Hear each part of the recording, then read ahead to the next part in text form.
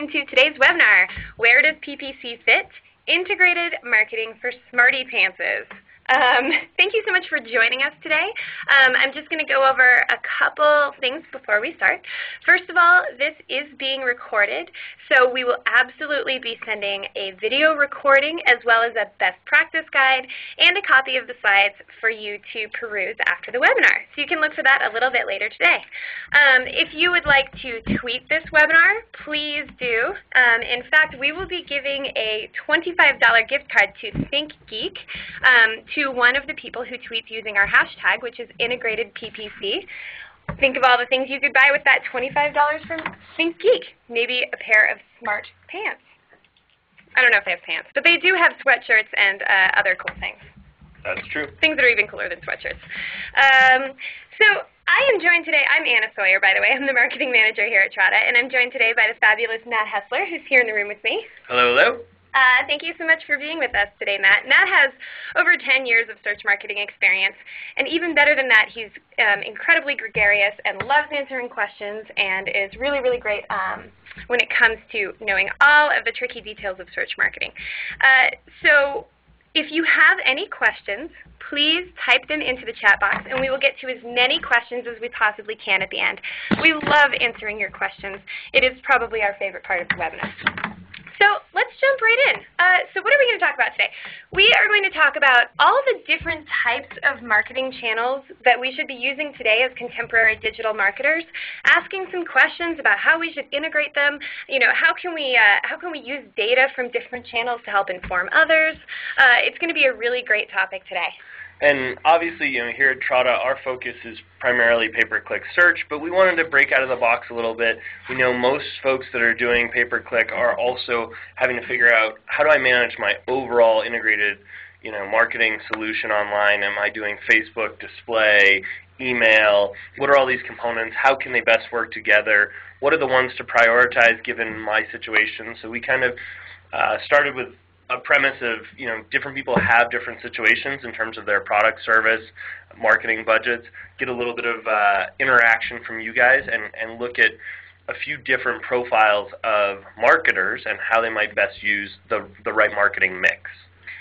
So first we're going to start by asking a couple of questions, just to kind of figure out where we are. So first we're going to talk about how many people are actually searching for your product. We're going to focus the conversation as if you were starting from the beginning, but this is actually useful information to look at no matter where you are in your marketing process.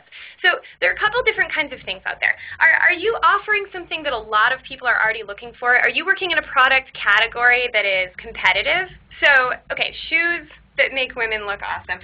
This is something that a lot of people are searching for. If you type shoes into, a Google search bar, 90,000 monthly searches on the term hot shoes alone. Oh yeah, and I bet you if you were just searching for shoes, you'd see more like 9 million searches a month. I mean, Obviously popular products, things that are well established, do tend to get a ton of search naturally on the search engine. But then we also have products that are the next big thing, something where you don't already have this customer base who's actively looking for this. So here's a great example, berets for cats. Now, in case anyone's wondering where I got this picture, I already have this picture. Yeah. Anna already owns a few cat berets, so maybe it's a more popular product than we thought, but the illustration here, we work with companies all the time that are really innovative.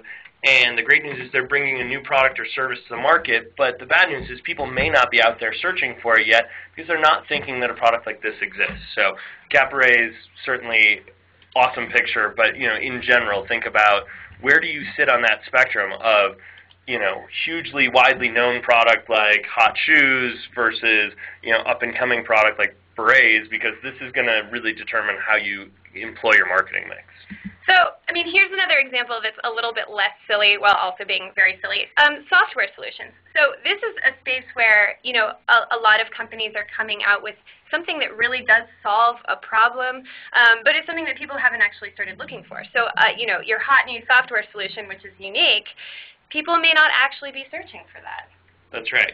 So, in that case, can you identify people that would be a good segment for you to go after that might be experiencing a problem that your software solution hopes to, overcome? So how do you identify those folks through your marketing message? So the first step we're going to ask you to do is to determine your search volume. Now, there are some ways that you can do this that are more scientific, but we're going to ask you to just kind of take a ballpark guess. And we're actually going to do a poll right now. If you could just quickly click on your screen to answer, is your product in a competitive space or is your offer unique? I do want to point out that I realize that unique is an unmodifiable adjective, but I wanted to write relatively unique anyway. So while everyone is responding, Matt, do you mind talking a little bit about how you can scientifically determine your search volume? What tool can you use? So the easiest or kind of industry standard for looking at your search volume is the Google external AdWords predictor. You can basically go there, put in either your URL or some sample search terms. They will tell you on a fairly relative basis how many people are out there searching those queries every month, both locally and globally. So you can just simply Google AdWords keyword external tool, something like that. It will come up in the first couple of results, Google being Google and self-promoting. You can click there, again, put in your URL or a few keywords and get some idea of how many people might be looking for your product or service. So it looks like we have most of the responses in. The large percent of your responses are, yes, I'm advertising in a competitive space, although we do have a decent number of people who are advertising in a relatively unique space. So this is interesting. I mean, chances are these are probably something like a software solution, and there's definitely nothing wrong with that. They just need to be looked at in a different way. So, second question. What are your marketing goals? This is probably going to be a little bit easier to answer. We probably don't necessarily need a tool to do this. This should be something that you know about your business. So we're going to do a little choose your own adventure here, so you can let us know what are the things that you're looking for.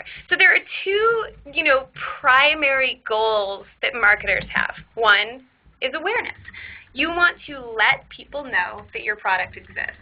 So some of the scenarios where awareness might be your primary objective are, Matt, can you weigh in? Yeah, I mean, this is obviously if you've got one of these unique products and you're trying to just generally raise the awareness of people that you may not know that your product or service exists.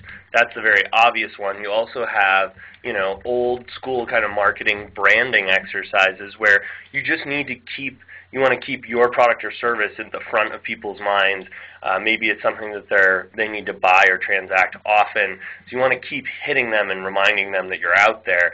So in a lot of cases, branding or awareness campaigns can be very effective. They're harder to quantify those successes when you compare it to a really hardcore ROI-driven sales campaign. But you can look at all of those soft metrics from things like, how many unique visitors, how long do they stay on the site, how many pages do they visit. A lot of those things easily trackable in Google Analytics, but those should be your measures of success on your awareness campaign. So the other thing that many companies care about is sales or leads. You have an ROI-driven marketing strategy. The whole point of marketing for you is so that you can get more sales or leads. Exactly. I mean, and this is as easy as it sounds. It's kind of the most powerful thing that in pay-per-click, because it's so amazingly trackable. You can tell exactly what keyword, what ad copy drove that click. Did it convert? How often does it convert? At what cost does it convert? And what message drove that? Yeah, exactly. Yeah, most importantly, I think. Sorry to cut you off. No. So I think, we want to, I know a lot of people are going to say, okay, well, we need to do both of these things. We need to do awareness, but we do need to have some ROI on the campaign. You can measure them both. If you're looking to do any sales ROI driven campaigns, that should really be your primary and make your awareness stuff kind of a secondary goal in the campaign. So here we are doing another poll. And just, we are going to frame the conversation around the answers that you give dynamically with slides we've already created. It's pretty amazing. We went into the future. Yep. We've got some responses rolling in. Not a lot of people saying that their primary goal is visibility, branding, and awareness, although actually those people are starting to click as well. Yeah, I mean, we do see advertisers. There's lots of interesting use cases, even in pay-per-click search, where we're working with the city council of a prominent city that just wants to raise local awareness of city events and things like that. There are lots of reasons why awareness can be a great thing, and you can still use your digital marketing tool set to drive that awareness, even if you're a very terrestrial business, something like a Cleveland City Council. Awesome. So it looks like most of the answers have rolled in. I'm going to just let a couple more come in right now. But yeah, a very even split between people who are looking for sales and people who are looking for both sales and awareness. And then we do have still, a reasonable number of people who are looking just for visibility, branding, awareness. This might be brands, or this might be a cause. Again, like Matt mentioned, it might be, something like a city council. It's a really interesting way that having this different type of goal drives your marketing. So we're just going to show you a matrix here of the different types of product category versus goal, and we're going to talk about each one individually. Yep. So in this matrix, you might see in the upper left, are you somebody who is driving awareness for a product in a category with low search volume? So you want to raise awareness, but there's not a lot of folks that already know about you.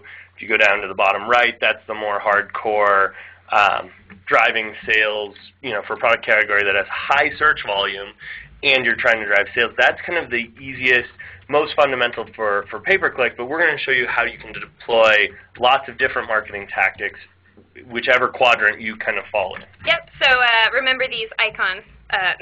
They'll guide us through the next few slides. They'll let us know what's going on. All right, so we're going to start out with folks who are looking to drive awareness when they have low search volume. So in this place, you need a cost-effective way to let people know you're out there. And by the way, we are going to focus very much on methods that are the most cost-effective here. Yep.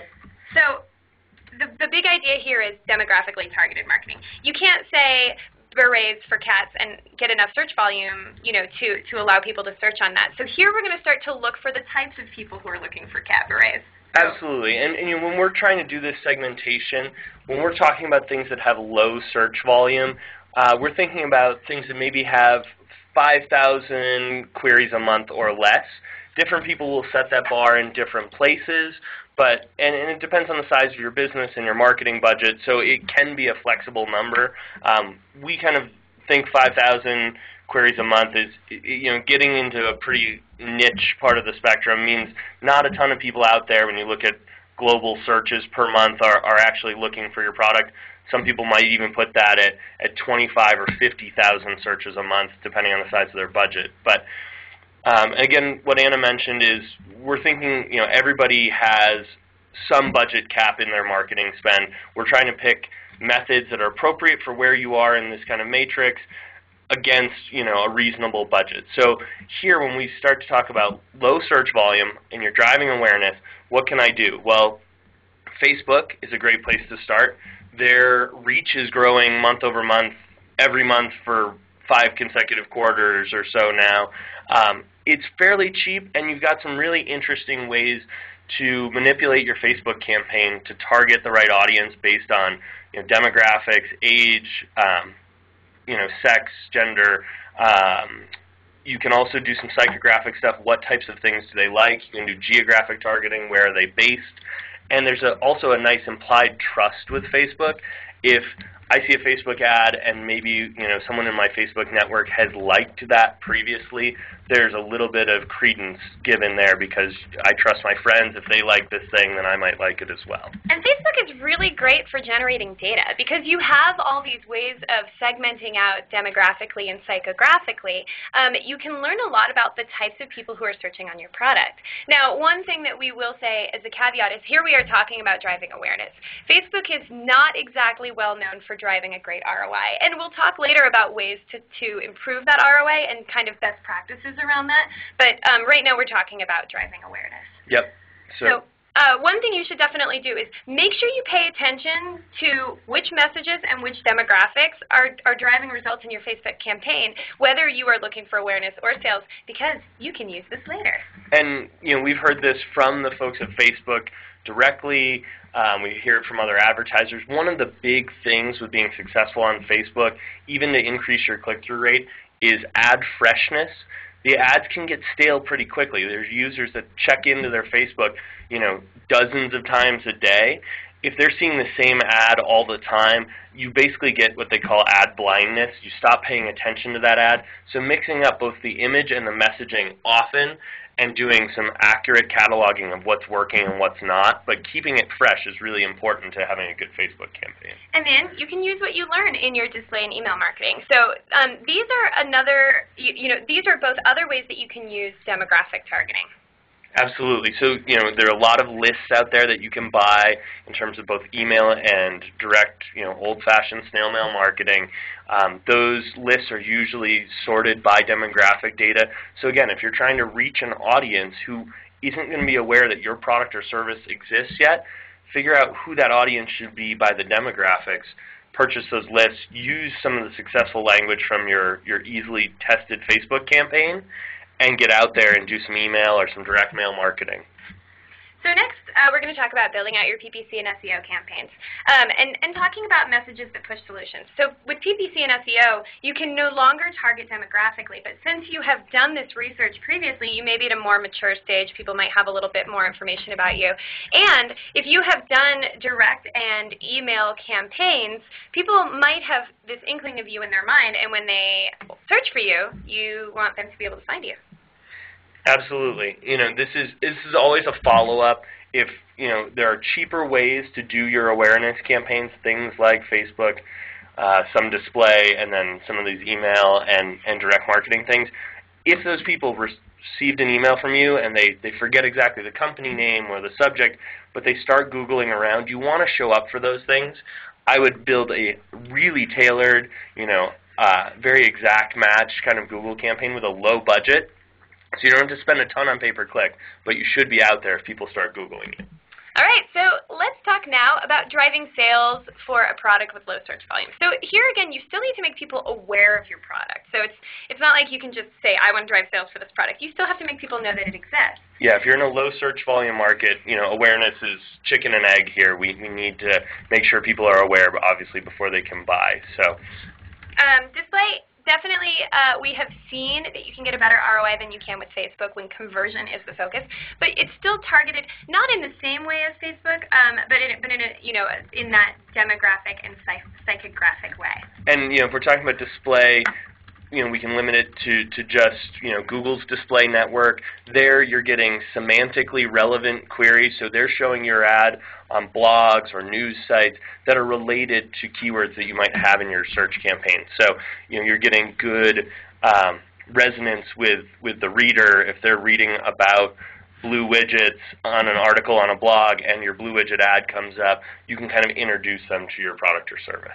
So then, believe it or not, email and direct mail. Again, here we can demographically focus our marketing. And here we should be talking about a compelling offer. Yep. So this is getting, combining that awareness with some sort of call to action. So you send a compelling email. Maybe you've got a coupon code in there that's going to give somebody 25% off or free shipping on their first offer. This is where you really start to think about, what can you use as bait to get people not only to be aware of your new product or service, but get them in the door. Or can you offer them a free trial with a limited expiration? You want to get them to move out and take action quickly on those emails. So don't just email for awareness, email for action. And here again, we think, the next step is to integrate PPC and SEO. And here it's even more important that you use the language that, is similar to your mail outreach so that when people come looking for you, they type you into Google, they actually find you. That's right. Yeah, so you've done all this hard work to get them around, make sure that they are finding you. Same as the last kind of thing we were talking about. Small campaign, limited budget, but be there for the important queries when people start to look in response to your other efforts. And repeat the offer. So if you gave them a 25% off coupon code in an email, put the 25% off on your search ads. Seeing that offer repeated, I think, will drive higher conversions on the site. So video marketing. Video is really one of the best ways to communicate with people. We've all heard that people communicate in different ways. You know, people can learn by reading or by listening or by doing. Video actually in many ways combines all of those. And I know that video marketing can be very daunting for some, but especially for a product that is new, that people are just learning about, video is a really, really great way to get that message across. And then YouTube promoted videos is a pay-per-click-esque platform, which works also a bit like the display network. And it allows you to place videos on targeted keywords, but also on other videos on YouTube, and it's very, very affordable. So yeah, I know Anna's had a lot of experience here. I mean, relative to pay-per-click search, how expensive would you say, like, what's the cost per click range on some of the YouTube promoted videos? I mean, we have seen clicks just in our space for as little as 3 cents a click. And partly it's just because this is a relatively unexplored space, especially for SMB marketers. The idea of creating this video, finding someone to make it, doing all the work, and then how to market it can be a little bit daunting. And so it's just, again, it's just relatively unexplored. It doesn't work in the same way as pay-per-click, but if you have knowledge of pay-per-click, and if you have a pay-per-click campaign and you can see which keywords are converting for you there, you can use those keywords to inform your YouTube promoted videos campaign. So I really recommend looking into that a little bit. We're actually doing a webinar next month on video marketing. We absolutely recommend that you come to it. If you actually sign up for our webinar series by typing "sign me up" into the box, you will absolutely be entered into that webinar, and we're going to have a lot of great content. We actually have 2 guests, both from crowdsourcing video companies. So I'm going to move on because I could really talk about this forever. So we are still talking about driving sales for low search volume. 5 is retargeting. Retargeting is a fascinating marketing tactic. It is really, really awesome. Basically, the way retargeting works is when someone comes to your website, so this is someone who already knows about you, when they come to your website, you place a cookie on their browser, and then for a while, you sort of follow them around on the internet and place your ads on pages that you're on. It really makes your brand look bigger than it is, especially for less savvy internet users. They're like, wow, Trada's advertising on ESPN? Yeah, I mean, they're going to see your ads in places that appeal to them. It kind of goes with that marketing adage where you have to touch people several times before they'll commit to buy, before you start to really get a foothold in their kind of mind share, if you will. So retargeting is going to make you look like, oh, this brand is everywhere that I'm searching. It must be relevant to what I want or need. So let's talk about driving awareness for products with high search volume. So here you're in a competitive space, but ROI is not your focus.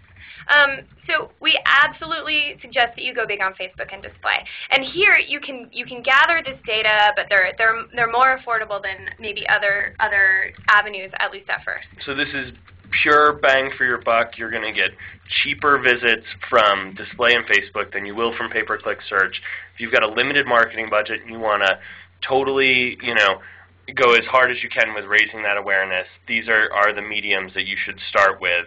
From there, you can, expand and use all of that information to a more tailored campaign, but you want as many clicks as you can on your marketing budget. Start with Facebook and display. And then here we suggest that you move into PPC and SEO.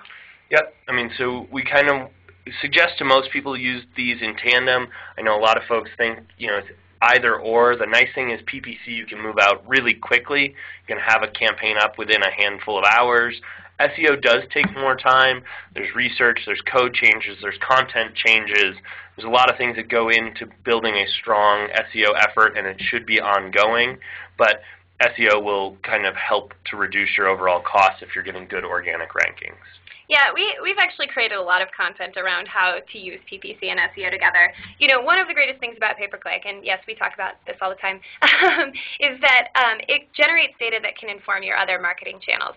So if you are doing PPC, you actually can use that data to inform your SEO campaign and cut down on the time it takes to do all that research. It's really great, but at the same time, having a good SEO strategy, again, will make your PPC campaign work better and work more affordably. So, check out our resources page at trada.com/resources for more on that. We have a lot of content on sort of how to make those two work together. So next here where we're trying to drive awareness for high search volume, video and social media. Social media is built for awareness, especially for causes and brands, driving engagement. I wrote here, create an interactive element to incentivize people to spread the word. That is an incredibly loaded idea. Again, here I'm going to push one of our webinars that's upcoming. In 2 weeks, we're doing a webinar on crowd and community management to drive, brand loyalty, how to do stuff on your website to make people want to return, how to use game mechanics. It's going to be a really, really great webinar. We have the game mechanics wizards of the internet, Big Door, as a guest. So again, if you just click sign me up into the box, we will be signing you up for our webinar series, and you'll get to visit that. It's just a great way to learn how to drive engagement. So this is a really good step, video and social media. And again, we'll have more content on that later. And then let's talk about driving sales and leads for high search volume. This is really where PPC and SEO can be the best way to kick off your campaign, partly because very quickly you can determine which messaging and offers will work for you for all of your other marketing efforts, and more specifically which ones convert. Because you may have a message that's getting a really high click-through rate, but if you can see actual conversion data, that is the most valuable data you can have across platforms. And then also, kicking off your PPC campaign right away is great because once it's mature, because obviously PPC campaigns go through a little bit of exploration, once it's mature, it is truly scalable. Once you are getting a consistent cost per conversion, you can just jack your budget up sky high and get that many more conversions. It truly is predictable. Yes, I mean, there's an asterisk after that. There's obviously a point where you will run out of searches unless you are in one of the crazy popular spaces. But Anna's right. To some degree, you can once you have an optimized search program, you can really look at just dialing up your budget, dialing it back to control your lead flow or your sales volume. So it is a very scalable solution. It's very linear. If you know what keywords work, you know what ad copy resonates and converts, you're going to be able to just turn that budget dial and see those sales go up. It really is amazing how you can do that. You can't do that with any other activity, and you really can't get that kind of data with any other activity.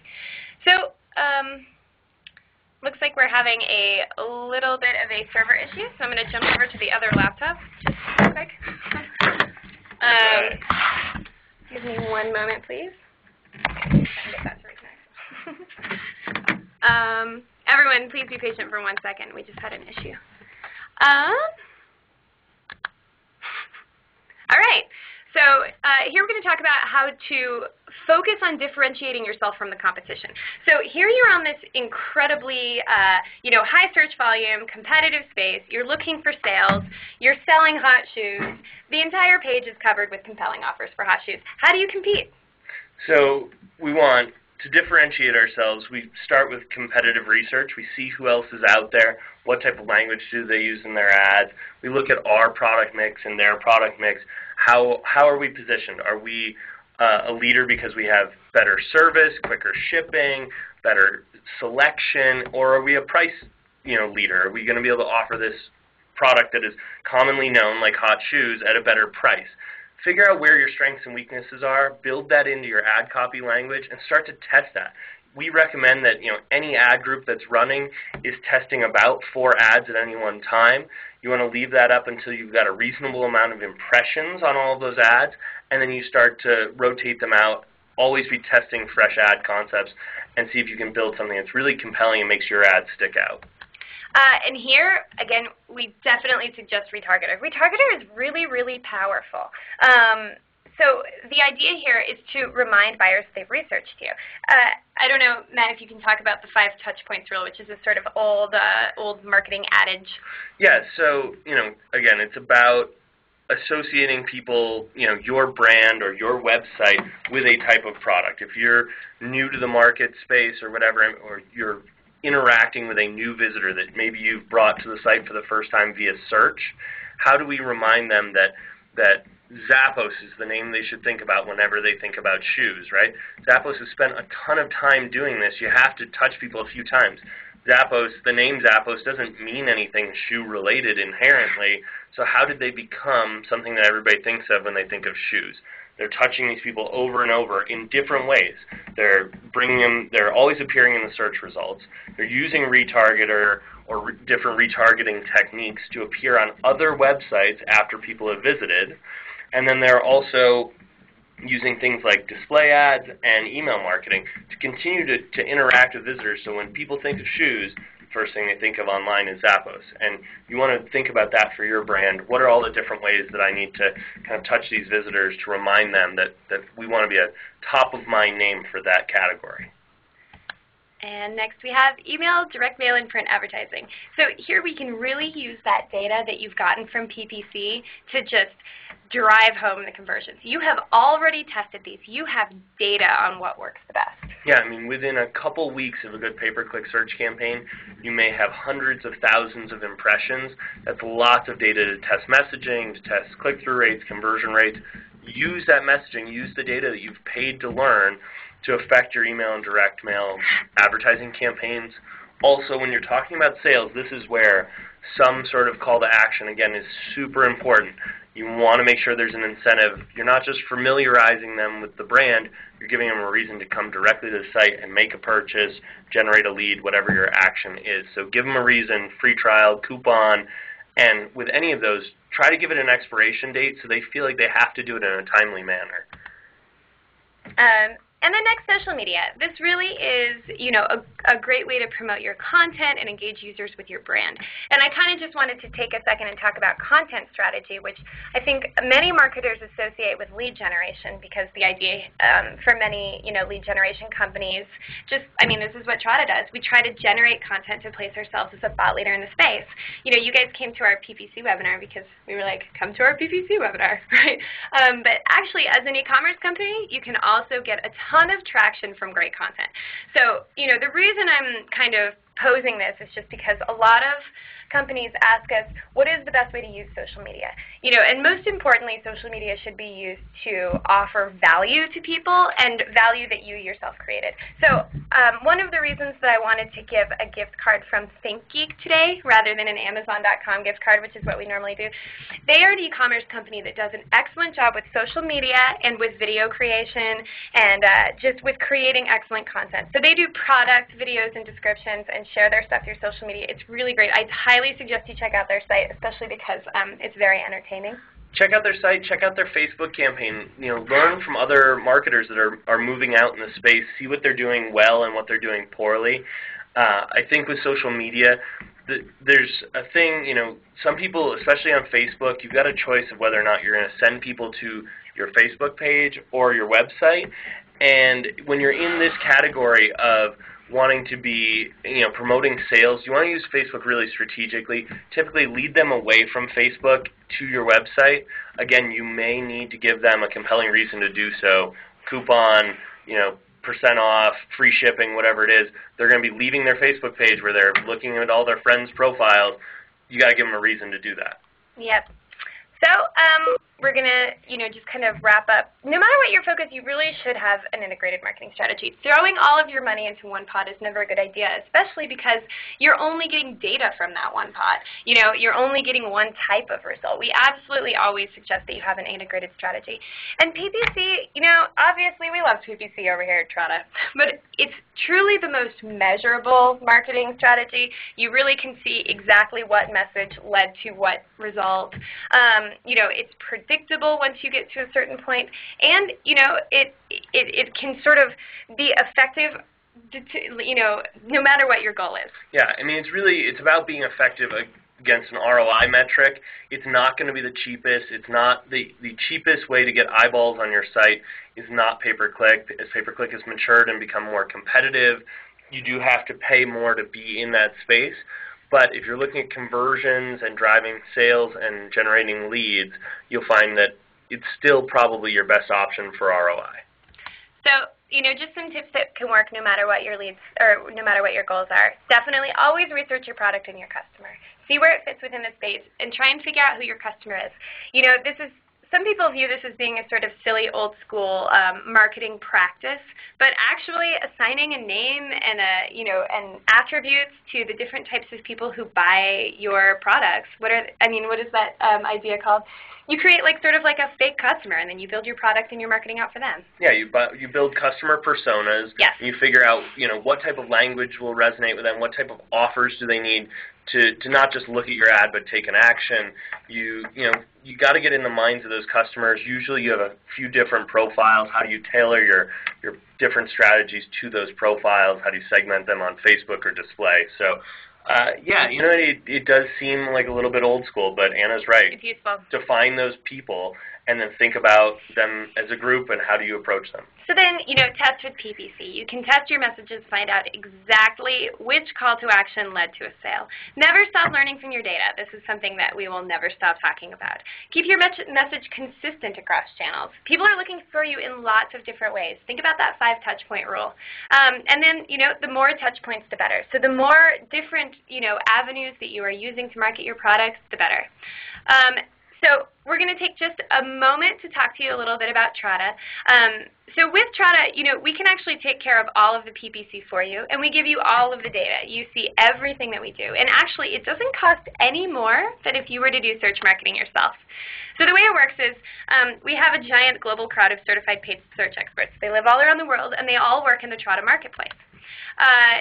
They work on your campaign in multiples. They apply to join your campaign. And then they each build out their own little mini campaigns. And because many of these people are working, you get this great diversity of thinking. Now, this is especially great for marketers who are trying to learn more about their messages. These are people who don't work for your company, but they have worked in your space before, and they will have a lot of ideas that your team probably couldn't have. They have the time to constantly optimize, and we run campaigns currently on Google, Yahoo, and Bing. And best of all, they already know how to run sophisticated PPC campaigns. So this is basically a way to outsource your PPC to a crowd for no more than you are paying right now. Yeah, I mean, and it's awesome because, as marketers, we would love to get 10 people in a room from different parts of the country, different ages, different genders, ask them all how they would look for our product. We get to do that every day at Trada. We give you a diverse crowd of optimizers, so you get all of those opinions that represent all those different customer personas, right? Here's how a man would search, here's how a woman would search, somebody from the South, somebody from Seattle, you name it. Getting those different perspectives can actually add a lot of interesting insights to your campaign. Yep, and then you can use that data in all of your other marketing. It's immensely valuable. It's pay for performance. There are no fees. There's no startup fees. There are no management fees. You get to use our marketplace basically for free. You just determine how much you want to spend for a monthly budget. Whoops, did I just get back to this? Oh, yes, and we are actually hoping that you will do one more survey for us. This is so that we can determine what kind of content to provide going forward. If you could let us know what level of content you like the most. We do a lot of PPC tips for beginners, really just sort of how to get started in paid search. A lot of intermediate PPC strategies, how to integrate it with other marketing channels, how to raise your quality scores, how to get your campaign humming along, and then advanced techniques in PPC. We've done some stuff on dynamic keyword insertion, some really advanced stuff, and then webinars like these that are about broad SMB marketing help, how to help people learn more about marketing strategies across channels for SMBs. So if you don't mind answering this question, this is very helpful for us. We will still continue to create this kind of content in all of these categories going forward, but we'll be able to find out what's the most popular. And I'll give you just a couple more seconds to do this, and then we are going to go to questions. And yeah, while you guys are finishing the survey, feel free to keep pumping in the questions. That's the most valuable part of most of these webinars. We've got some good experience in the room. We've gotten to do all of these different marketing tactics from Facebook to video. We obviously have a depth of resource in pay-per-click marketing. So give us your questions, whatever they might be, however wacky. We'll try to get through as many as we can, and we'd love to give our insights for whatever they're worth. Yep. All right. I'm going to go ahead and tally these up. Let's go to the results. Awesome. This is very valuable market research for us. All right, let's go to the questions. Everyone, if you need more information, if we don't get to your question, or if you'd like to schedule a demo for the fabulous Trada Marketplace where we can help you with your PPC for no more than you're spending right now, please email Danny, the awesome marketing intern, at dranda@trada.com. So I'm going to kick this off right now with a very specific question about conversion rate and click-through rates. And by the way, I noticed there was a question that said, what is CTR? CTR stands for click-through rate. This is the rate at which people see your ad and click on it. So Tisha wants to know, regarding conversion rates and click-through rates, what do you consider successful? So I think this really depends on your market, but Matt, maybe you can answer this a little bit. Sure. It does totally depend on your space. I can give some overall numbers. You know, click-through rate, if you're anywhere below about 0.75%, you're definitely on the low end of the spectrum. What we tend to see is about 1% to 4% click-through rate. We do have some cases where we see, you know, crazy anomalies of 5 to 25% click-through. That tends to happen in a little more niche space with fewer competitors, fewer ads to choose from, or if you're a brand that has really high brand recognition, sometimes you'll get a ton of click-through just based on the strength of your brand. So I would say as a market-wide thing, you want to look to be between about 1 and 4% in terms of click-through rate. Conversion rate, way harder to measure. If you've got a short form that you're hoping people will fill out and it's, you know, name, email address, phone number, that's a whole lot easier to convert than somebody who's trying to sell a $5,000 bathtub. So, you know, you've got high consideration purchases and then low effort stuff. Your conversion rates will change whether or not you ask for a social security number or a credit card, anything personal. You know, you can play with lots of variables in terms of your lead forms, what data you're asking for.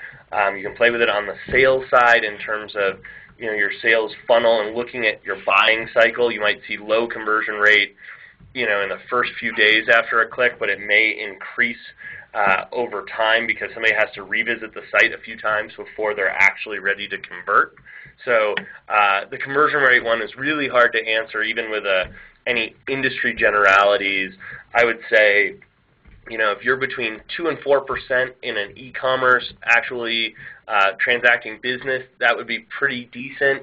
If you're between 5 and 12% in a lead generation space, that would also be pretty good, but too many variables there to really tell. And while conversion rate is an important metric, you know, we also suggest that you look at ROI. You know, Matt talked a little bit about the difference between, you know, on a lead generation site, maybe a shorter form and a longer form.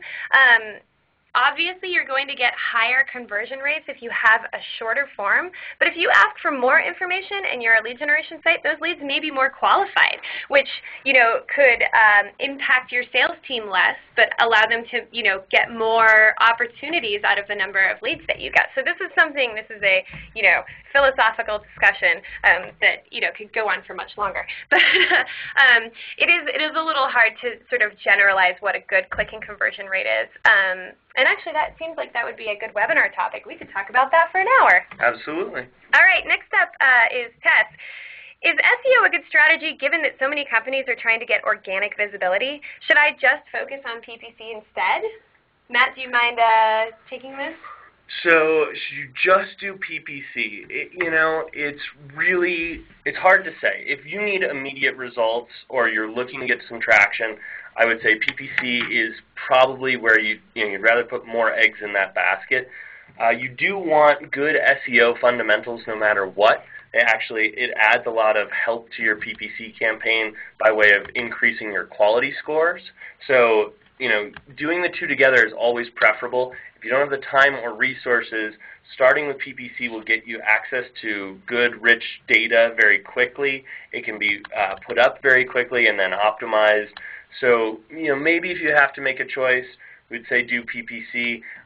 Over the long term, SEO can have great benefits, the largest being lots of free traffic from your strong organic rankings. Awesome. And actually, I think I have another question from Tess that I just thought we should address really quickly. This is a very basic question. For PPC, you only pay for those ads that are actually clicked through or for all impressions. So PPC stands for pay per click. You pay every time someone clicks.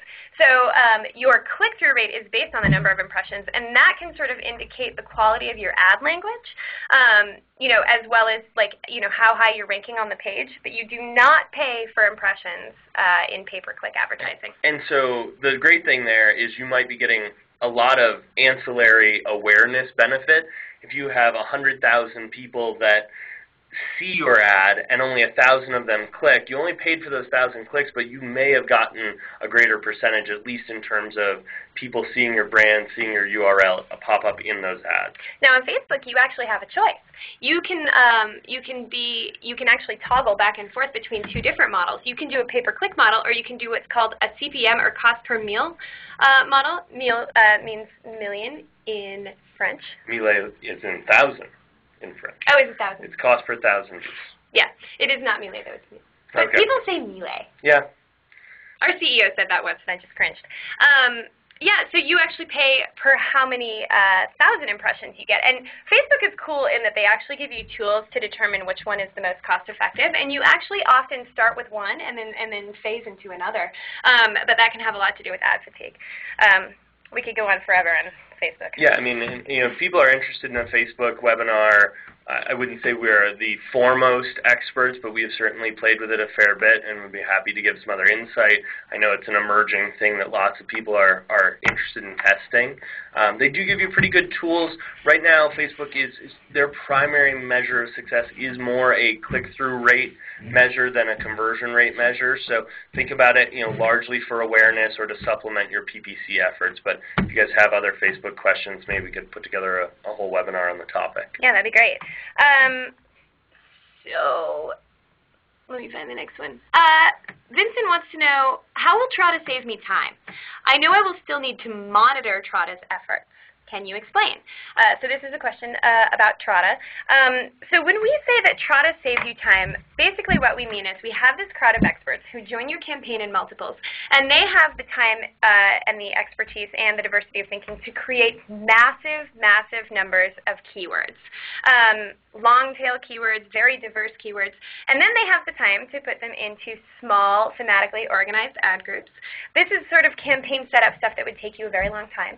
And then they have the time to log in all the time and make tiny little changes to bid prices or to ad copy, and all the things that we always suggest to have the most optimized campaign. Now, you are right that you actually do still need to monitor this, and we do this because we want you to have control. The idea here is you are a company who knows as much as you know about your company. And so you want to drive your brand strategy. You want to control what people are saying. So you actually do approve ad copy and keywords from a high level to make sure that no one is doing anything crazy with your brand. Now, we also have some internal mechanisms that we use to make sure that nothing crazy happens on your campaign. Yeah, I mean, so you get that quality pay-per-click experience, but we want to leverage your industry expertise. Any of you who are out there doing marketing for your businesses, you know more about your business than our pay-per-click experts will, but they know good pay-per-click search strategies. So what the Trada platform hopes to do is kind of join advertisers like yourselves with this optimizer crowd, teach them a little bit about your space, give them some insight, let them use their great pay-per-click techniques, and the overall results can be a really strong campaign. And I'm going to sneak Andrea's question in here. How does Trada make money? And then it's followed by a cheeky smiley face. So we did mention that as an advertiser, you actually don't pay any fees to use the Trada marketplace. That's correct. Here's how it works. You are an advertiser, and you launch your campaign in the Trada marketplace, and you are selling T-shirts on the internet. And you say, I want to spend $10,000 a month, and I want to spend $2 on a click and $10 on a sale. Maybe those numbers are a little off. But anyway, you dictate how much you are willing to pay for a click and for a conversion. Now, our optimizers come in and they build out these campaigns and they do all this work. And because Google and other search networks reward you not only for your bid price, but also for how well your campaign is optimized, they reward you by giving you lower click prices. Our optimizers work to optimize below those prices. So if Matt, who is an optimizer, can get that click for 90 cents, he keeps 10 cents. If he can get that conversion for $9, he keeps $1. Now, Trada charges the optimizers 25% of their earnings to work in our marketplace because the optimizers, who are paid search experts, they work at agencies, they don't have to find or manage clients. They don't need to have an office. They actually just come into our marketplace, see a list of campaigns, and apply to join them. So we make life easier for them, but we also make life easier for the advertiser. One way to sort of put it is that we are connecting advertisers with paid search experts. Absolutely. So it is truly pay for performance. Set a goal that you're going to be happy with. If you're happy with that $10 CPA and our optimizers can use their great pay-per-click search experience to deliver that, as Anna said, at $9, you would happily give them $1 because you're already in a profitable place in terms of your ROI, and we benefit from being good at what we do. Now, a popular follow-up question is, why don't I just set unreasonably low click and conversion prices? And the answer is, good luck with that, but our optimizers are quite smart, and they won't join your campaign. Exactly. It is an at-will marketplace, so we want to make sure that we work with advertisers to set reasonable goals. An optimizer can look at how much it's going to cost per click, how reasonable is the conversion rate, can I deliver under this person's goal, and if so, I've got an opportunity to make money. So we work with all of our advertisers to ascertain what a reasonable goal is. We promote that in our community, and optimizers go from there. So Ross has a question that's not about Trada. What is the best way for a startup on a limited budget to drive sales in a high search volume environment? So if we're really talking about driving sales, PPC does need to be part of this mix. My suggestion would be, a highly curated, very well targeted and manicured pay-per-click campaign, probably combined with a retargeting effort, is going to give you your highest conversion rate at your lowest cost. Now, when people say extremely limited budget, that means different things to different people. If you're talking, a $500 budget, it's going to be tough for you to get enough traction in any of these things because the amount of data you're going to have is very small. If you've got a $500 budget and you've got 500 keywords, you've only got $1 per keyword in essence to learn what's working and what isn't. So it can be really tough just because when you get into micro budgets, you've got very bad data visibility in terms of learning what's working and what's not. So that's my little caveat, but I think the strongest combination for high ROI is a well-manicured pay-per-click campaign with some amount of retargeting. So Lisa has another specific and very compelling question. All of our customers are government agencies and have restrictions on social media sites. What suggestions do you have for adjusting for this situation? Well, if your customers are not likely going to be, participating in social media, they're not that type of customer who's on there multiple times a day, I would say you maybe don't remove it entirely from your marketing mix depending on the size of your budget, but it certainly gets a lower priority. That stuff's great for visibility, but again, this goes back to Anna's creation of a customer persona.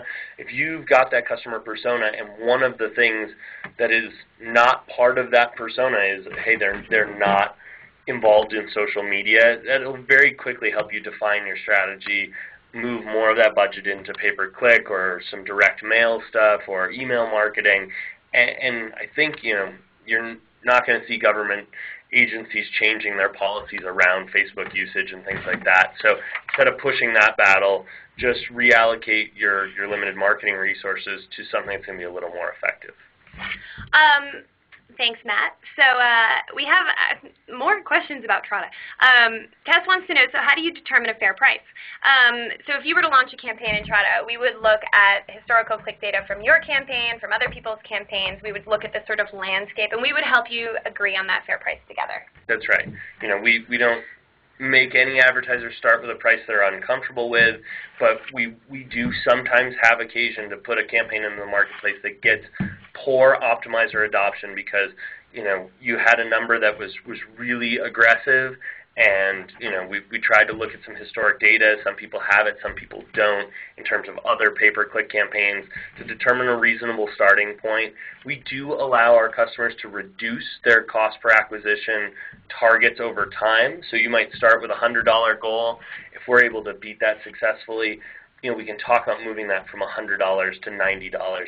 What we do is we work with you to determine what's fair. We communicate with the optimizer so everybody's very upfront about that. What we don't want is people to hit their $100 goal and then switch it to a $50 goal and all the optimizers literally leave the campaign. So these things just need to be communicated. It's a nuance of working with a crowdsourced solution, but most of the time we think that you'll get great feedback. Optimizers will quickly say, hey, if we can reduce the cost per acquisition, would you be willing to spend $1,000 more a month in terms of your total budget? So maybe I make a little less as an optimizer, but I get more conversions, so it makes up for it in terms of volume. Yeah, I mean, a good way to think about it is that you are making an agreement with a contractor. You're saying, hey, I'm willing to pay this much, and people are saying, I'll work for you or I won't work for you. Yep. So it's very democratic. One more question about Trada. Michelle wants to know, so I give up my AdWords campaign so I don't compete with what the experts at Trada are doing? Question mark. So that is true. What we ask you to do, we spend some time building out the campaign so that we're going to have a good start when our campaign begins on the Trada side. We do ask that advertisers pause their campaign, so you will be getting a brand new, fresh campaign at Trada. The nice thing is you keep your old campaign for comparative data. If something were to happen where Trada proved to just not be a solution that worked for your business or your industry, you can restart your campaign with minimal effort, right? But we do ask for you to pause it while we begin getting traction, getting data. Let these optimizers do what they are good at. Their goals are aligned with your goals. They need to beat your performance to make that the money and make the campaign financially successful for them. So by aligning all those goals, they're going to work quickly to get under your CPA target. Thanks. So I'm going to take one more question because I just realized that it's already 11:15 here, Mountain Standard Time, so that clocks us in at just under an hour. This is a question about display. Lucy wants to know, we had poor results with display. What can I do to get better ROI? So when we're talking display, there are lots of different display networks. Some of them have different abilities to fine-tune. I'll speak specifically to Google's display network. It's really interesting. Google will start you with a very wide net in display and try to show your ads, anything that's even remotely semantically related. What you can do with Google and other display networks is look at the list of URLs where they're willing to display your ad, and you can kind of curate that. So look for sources that meet your demographic guidelines. Curate your list of places that your display ads might show. That's going to really help fine-tune that. Your number of impressions will go down, your click-through rate will go up, and hopefully so will your conversion rate. Great. Thank you so much, everyone. We really, really enjoyed your questions. As always, you have really intelligent, insightful, thoughtful questions. And thank you so much for your feedback on the content that we will be creating going forward. We love doing these webinars. We would love to see all of you in future webinars. If you have any more questions, if we missed some of your questions, please email Danny at dranda@trada.com, and he will absolutely find the right person to follow up with you. I hope we will see you next week for holiday prep and the first installment of our crowdsourcing for SMB Marketers Summit, which is a 4-part series with 7 crowdsourcing companies. It's going to show you how to profitably scale a lot of the parts of your business that you wouldn't be able to do otherwise. At low cost because of the power of the crowd. If you are interested in being signed up for that webinar series and have not yet already, please just type sign me up into the box. And again, thank you so much. We will be sending out a recording and some other materials later today, so look for that. Thank you so much. This is the end of the webinar. Take care. Thank you.